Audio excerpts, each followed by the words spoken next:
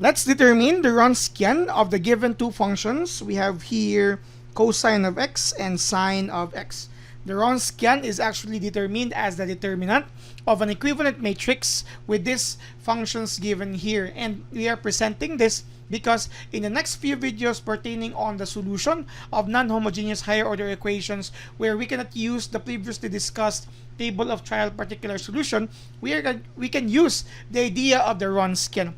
Now, since we have two functions here, our matrix will also have two columns. And since we are looking for a determinant, it should also have two rows. So it should be a 2 by 2 matrix. It will be in this form here. So we're simply placing cosine x as our first function and sine x as our second function here. So it's a sine. Okay. Now, for our second row, it would be the first order derivatives of our functions. Now, this is also a support because we also need to look into this. There are two functions, 2 minus 1. The result is 1. That would mean we really end up to the first order derivative of the functions so that we could come up with the determinant. The first derivative, the derivative of cosine x is actually negative sine x, and the derivative of sine x is cosine x. In short, with this function, matrix here, we can now solve for the Wronskian of the two functions here.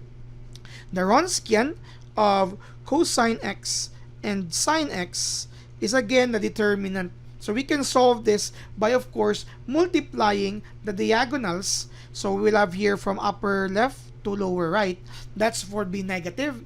And then we will have here this side to that side would be positive. Subtracted to the red portion. So for the red portion, we will have here cosine x times cosine x.